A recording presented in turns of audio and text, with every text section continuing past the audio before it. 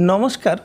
আমরা অনেকেই গাছ লাগাতে চাই, গাছ লাগাতে আমাদের ভালো লাগে বা উদ্ভিদ পরিচর্যা করতেও ভালো লাগে। কিভাবে পরিচর্যা করতে হয় সেটাও জানি, কিন্তু সময়ের অভাব আমাদের। তাদের জন্যই বিশেষ কিছু গাছ আছে, তার মধ্যেই আজকে যে গাছটি নিয়ে এসেছি এই গাছটির নাম হলো প্লিওবিলাস্টাস, এক ধরনের বাম্বু। এটা পিগমিনিয়ান বাম্বু বলে। এটা হচ্ছে অনেকটা বামন প্রজাতির ছোট বাম্বু। আপনি যদি মনে করেন যে আপনার বাড়িতে জায়গা নেই, টবে চাষ করবেন, তার জন্য সবথেকে ভালো একটা গাছ, যার পাতার কালার দেখলে অবশ্যই ভিডিওটিতে স্ক্রিনের ওপর দেখতে পাচ্ছ, পাতাটা এতটাই সুন্দর যে কোনো মানি প্ল্যান্টকে হার মানাবে, যে কোনো মানি প্ল্যান্টকে হার মানাবে এর সৌন্দর্যতা। তাই আমরা এই ধরনের বাঁশ যদি মনে করি যে বাড়িতে লাগাবো, এর হাইট হয়, আপনি যদি মনে করেন যে 2 ফুট 2.5 ফুটের মধ্যে রাখবেন তাও রাখতে পারবেন, আবার যদি 5-6 ফুট করবেন মনে করছেন তাও করতে পারবেন। মাঝে মাঝে কাটাই ছাঁটাই করতে হয়।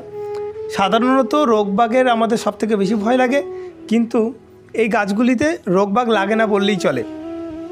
সময় সময় একটু জল, আর 2 বছর 2.5 বছর পর যদি মনে হয় যে টবটা বা গাছটা একটু গতি কমে গেছে, বৃদ্ধি কমে গেছে, তাহলে মাটিটাকে রিপোর্টিং করে কিছুটা খাবার, সামান্য একটু হাড় গুঁড়ো, শিংকুচি, নর্মাল যে জৈবিক খাবারগুলো, যেগুলো দিলে উদ্ভিদ দীর্ঘদিন ধরে খেতে পারে, সেই ধরনের খাবার একটু দিলেই হবে।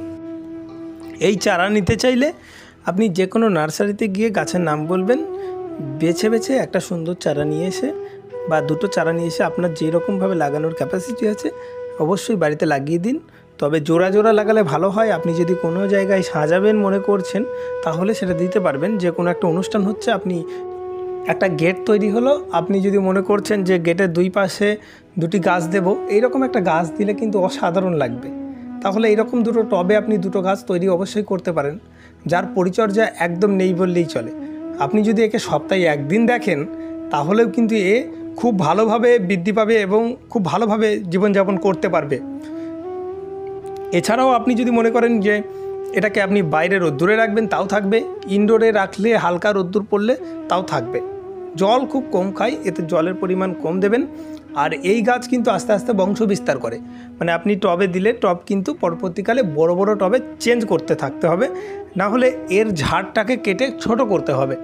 এর নিচে থেকে আরও বাঁশে, যেমন আর একটা বাঁশের পাশ দিয়ে বাঁশ আর একটা তৈরি হয়, এটাতেও সেম প্রসেস। এ কিন্তু প্রতিনিয়ত চারা, নতুন চারা তৈরি করতেই থাকবে।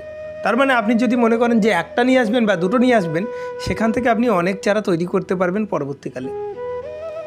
সেটা আপনার পরিশ্রমের উপর নির্ভর করবে। কিন্তু এই গাছ কিন্তু আমি বারবার বলছি আগে থেকে, পরিশ্রম কিন্তু এই গাছে করতে হবে না বললেই চলে।